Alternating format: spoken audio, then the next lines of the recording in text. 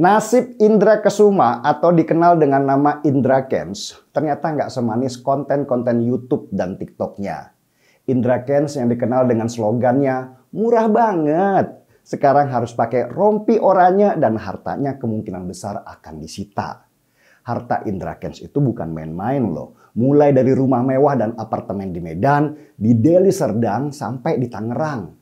Juga ada mobil mewah seperti Ferrari dan Tesla yang kabarnya ikut disita semua.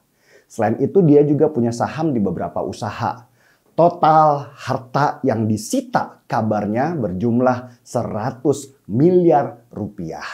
Wah, murah banget. Indra Kents baru berumur 26 tahun, tapi dia sudah terlihat sukses di usia semuda itu. Dan Indra juga bukan orang yang malu-malu memamerkan hartanya, bahkan sangat agresif. Dia memang sengaja memamerkan hartanya supaya orang banyak silau. Dan ketika orang itu silau, maka mereka akan menghubungi Indra Kents dan mengikuti sarannya bagaimana supaya kaya dengan instan. Ini seperti jaring laba-laba yang ketika menjerat seseorang, orang itu akan sulit lepas. Indra bekerja sama dengan mesin trading ilegal bernama Binomo yang kantor pusatnya aja nggak ada di Indonesia. Menurut kabar, ketika seseorang silau dengan pameran harta Indra Kents, dia langsung kontak Indra bagaimana bisa kaya seperti dia. Indra langsung mengarahkan orang itu untuk trading di Binomo. Sebenarnya meski mereka menamakan mesin mereka itu mesin trading, Binomo itu lebih mirip dengan mesin kasino online. Orang ketika mendaftar pertama diberikan koin gratis yang bisa dimainkan sebanyak $1.000 atau sekitar 14 juta rupiah.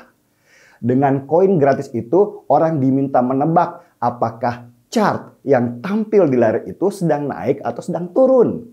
Pas tebakan mereka benar, koin gratis mereka otomatis akan bertambah. Dalam mode demo dengan koin gratis itu, peluang menang kelihatan besar sekali dan permainannya juga kelihatan mudah. Tapi sekali lagi, itu koin gratis dan nggak bisa dicairkan. Dan biasanya orang yang terjebak akan tergoda memasukkan uang mereka ke mesin Binomo dan mulai main tebak-tebakan. Nah, disinilah neraka buat mereka dimulai.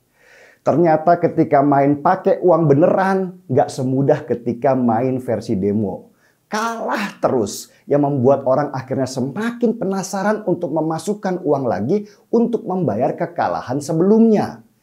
Ketika orang itu meminta advice dari Indra Kents, Indra pun memberi nasihat supaya jangan menyerah kalau mau sukses.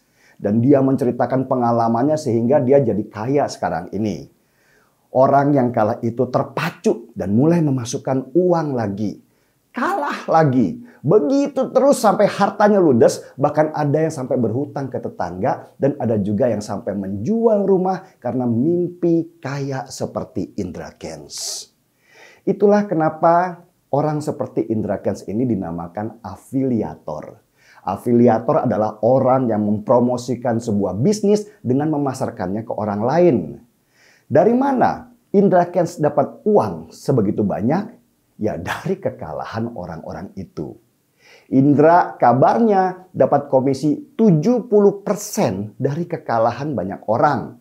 Sedangkan Binomo sendiri dapat 30%. Bayangkan kalau harta Indra Kents sendiri sudah mencapai 100 miliar rupiah dari 70% kekalahan orang. Berarti sudah berapa orang yang tergait oleh manisnya mulut Indra Kents. Semakin Indra pamer kekayaan, semakin banyak orang yang terjebak di sana. Indra bukan hanya pamer kekayaan di media sosial saja. Dia juga pansos dengan banyak tampil di banyak acara televisi dan podcast untuk membesarkan namanya. Julukan Crazy Rich atau Sultan semakin memperkuat image-nya yang berarti semakin banyak lagi orang yang percaya dan terjebak mulut manisnya.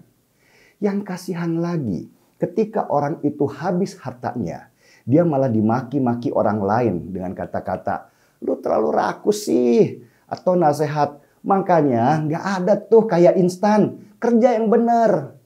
Itulah kenapa banyak korban yang tidak berani melapor karena malu. Dan situasi ini disadari betul oleh Indra Kents sehingga dia semakin memperbanyak jumlah korbannya. Apakah Indra Kents ini jahat? Ya, sangat jahat.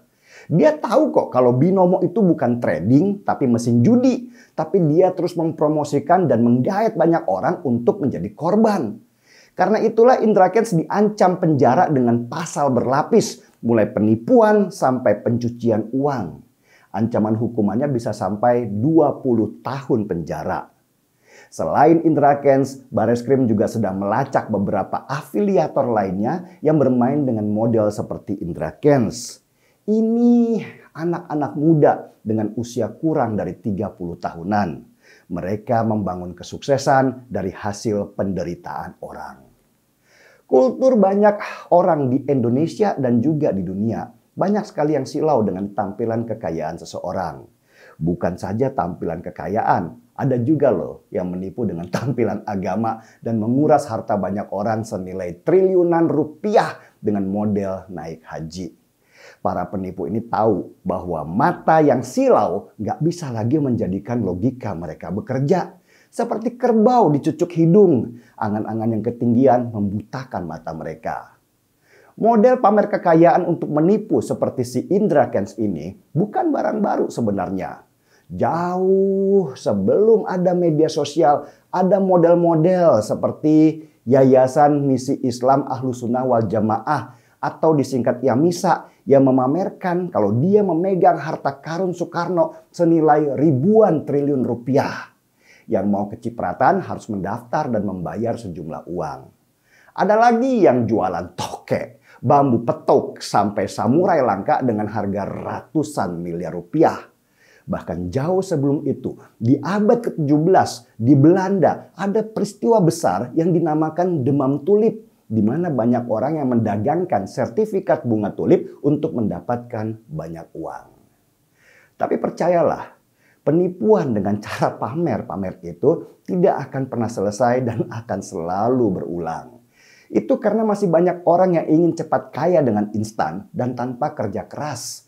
Mereka inilah sasaran empuk para penipu yang selalu memperbarui aksi tipu mereka sesuai dengan perkembangan zaman.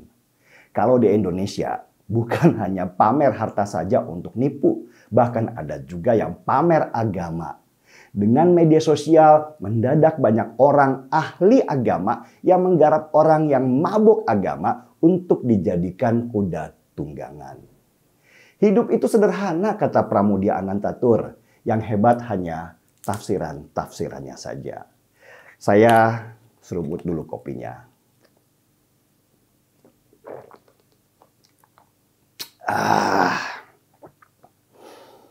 Marki Bom, mari kita bongkar semua. Saya Denny Siregar, kita di acara Timeline.